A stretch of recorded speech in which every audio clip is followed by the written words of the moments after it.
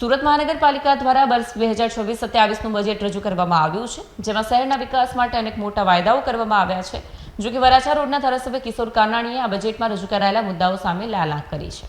સુરત મહાનગરપાલિકા દ્વારા વર્ષ 2026-27નું બજેટ રજૂ કરવામાં આવ્યું છે, જેમાં શહેરના વિકાસ માટે અનેક મોટા વાયદાઓ કરવામાં આવ્યા છે. જો કે વરાછા રોડના ધારાસભ્ય કિશોર કાનાણીએ આ બજેટમાં રજૂ કરાયેલા મુદ્દાઓ સામે લાલાંક કરી છે. આ બજેટમાં રજૂ કરાયેલા મુદ્દાઓ સામે લાલાંક કરી છે. તેમણે મ્યુનિસિપલ કમિશનરને પત્ર લખીને જણાવ્યું છે કે કાગળ પર જે આયોજન દેખાય છે તે જમીની સ્તર પર સાવ અલગ છે. તેમણે શહેરને હેપી સિટી બનાવવાની વાત પર કટાક્ષ કર્યો છે. બજેટમાં સુરતને વર્લ્ડ ક્લાસ હેપી સિટી તરીકે પ્રક્ષેપિત કરવામાં આવ્યું છે, પરંતુ કાનાણીના મતે વરાછા જેવા વિસ્તારોમાં લોકો પ્રાથમિક સમસ્યાઓથી ત્રસ્ત છે. જ્યારે રહેણાંક વિસ્તારોમાં શાંતિ ન હોય અને ગેરકાયદેસર પ્રવૃત્તિઓ ચાલતી હોય ત્યારે હેપી સિટીનો વિચાર માત્ર કલ્પના બની રહે છે.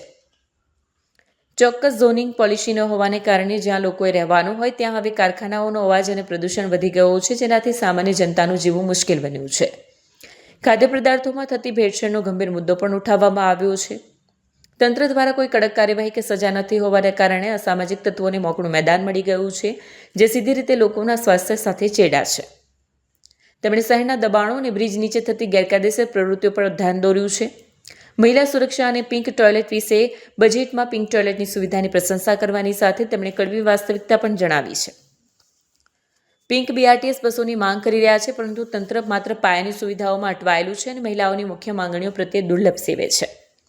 તેમણે ટ્રાફિકની સમસ્યા હળવી કરવા માટે જરૂરી બ્રિજના કામમાં થતા વિલંબ વિશે પણ વાત કરી હતી.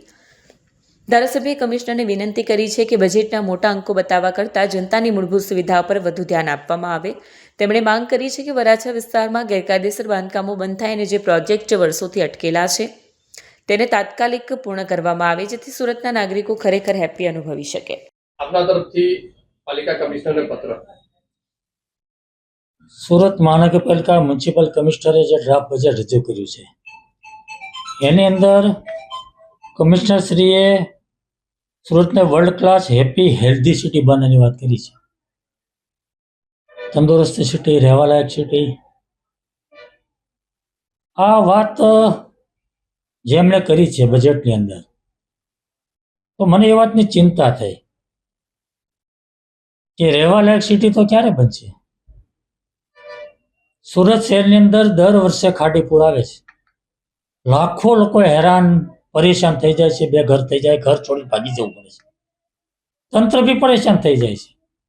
જ્યારે પૂર આવે ત્યારે ચર્ચાઓ થાય છે, વાતો થાય છે, મિટિંગો થાય છે, આયોજન થાય છે.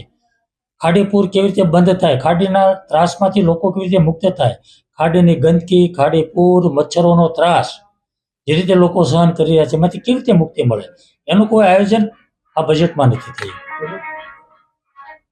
બીજી હેલ્ધી સિટીની વાત છે, તંદુરસ્ત સિટી કેવી રીતે બનશે. આજે આપણે જોઈએ છીએ રેડ પડે છે આરોગ્ય વિભાગની.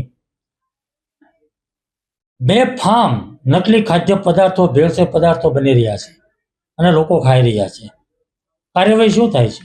રેડ પડે, દંડ થાય, સેમ્પલ ફેલ થાય, એકાદ દિવસ કદાચ પોલીસ કેસ કરે કોઈકમાં તો એકાદ દિવસની અંદર જામીન મળી જાય, છૂટી થાય, ધંધો શરૂ થાય છે.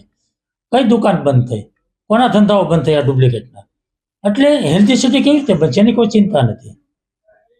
મારો વરાછા રોડ 45-50 વર્ષથી 50 વર્ષથી રહેણાંક વિસ્તાર છે. બેફામ રીતે કોમર્શિયલ બની રહ્યું, ઇન્ડસ્ટ્રીયલ બની રહ્યું છે. જ્યાં લોકો 45-50 વર્ષથી રહે છે એની અંદર ગોડાઉનો બને, ઇન્ડસ્ટ્રી બને, દુકાનો બને, કારખાનાઓ બને. કેવી રીતે લોકો રહે છે? આજે વરાછા રોડને લોકોને વરાછા રોડ છોડીને ભાગી જવું પડે એવી પરિસ્થિતિ નિર્માણ થયું છે. કોના પાપે થયું છે? લોકો કેવી રીતે સુખીથી રહી શકશે? કેવી રીતે રહેવાલાયક સિટી બનશે? અમારા પ્રશ્ન. મહિલા સુરક્ષાની વાત થઈ છે. પિંક ટોયલેટ મહિલા સુરક્ષા માટે સારી વાત છે, કંઈ વાંધો નથી.